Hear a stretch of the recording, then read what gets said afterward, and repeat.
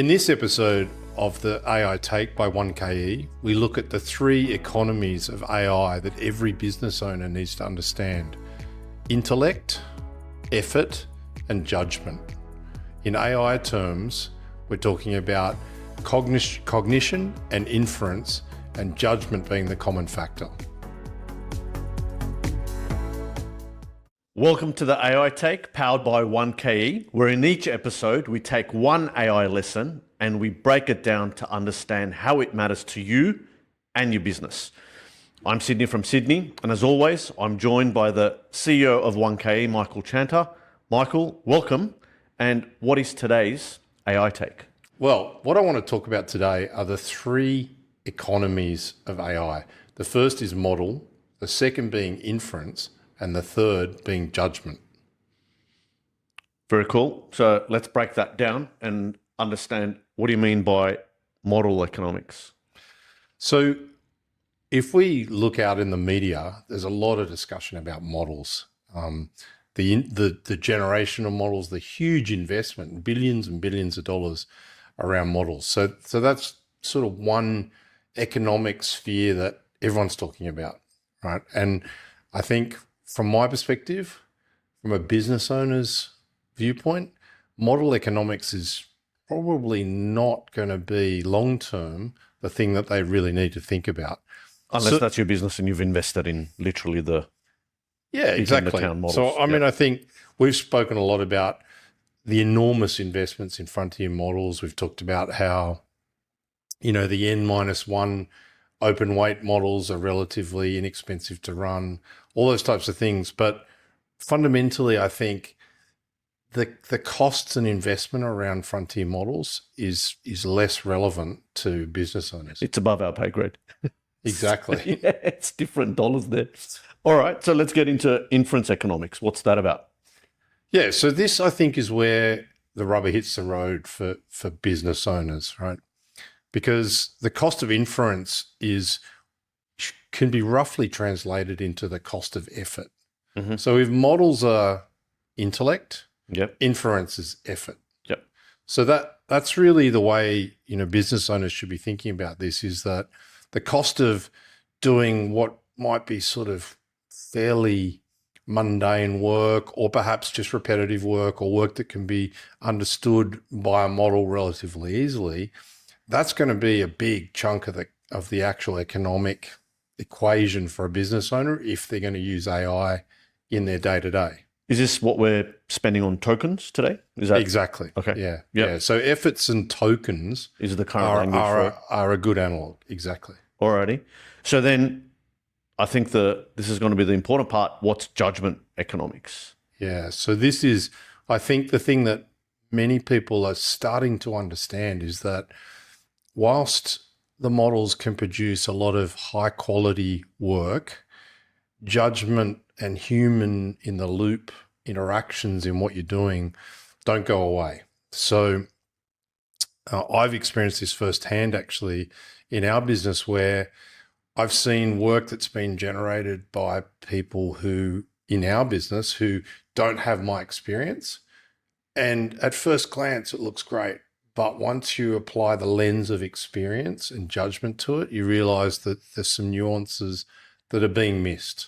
And I think that's really, really important, that for business owners, they're going to need to understand that judgment, high quality people with experience and the ability to understand those nuances, apply that taste and judgment to what the models are producing. That's not going away. In fact, it's probably becoming more important than ever. Yes. So from an economics perspective, if you're thinking about how AI is going to impact your business, that's going to be, really important. I really like that. I'm imagining we need all three. So how does that all come together? Yeah, absolutely. So obviously we're starting to see that intellect or cognition, i.e. the model, that's becoming fairly abundant. We can see probably, we're starting to converge on two main frontier models, but there's an abundance of open source models starting to become available. So that's really, really obvious. Effort is becoming cheaper generally. Obviously, if you want to apply effort on a highly complex task where you're right out in the frontier, it might be a bit more expensive, but relative to the cost of people, it's still hugely economical. Yes. Right? But what's probably the subtle point and the key point for today is that judgment is still scarce. Yes. And when we talk about judgment, I'm talking about that sort of crystallized intellect that comes from experience. And that's, I think, really going to be fundamental for business owners to understand that.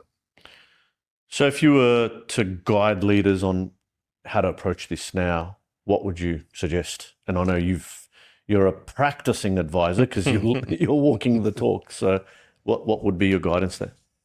Well, I think we've spoken before about choosing the right model for the task. So that's the first thing is if we're going to apply AI to a task, let's choose appropriately for what we need. Certainly don't need the bleeding edge frontier model to do sort of a mundane piece of work. Sledgehammer to hang up a That's right.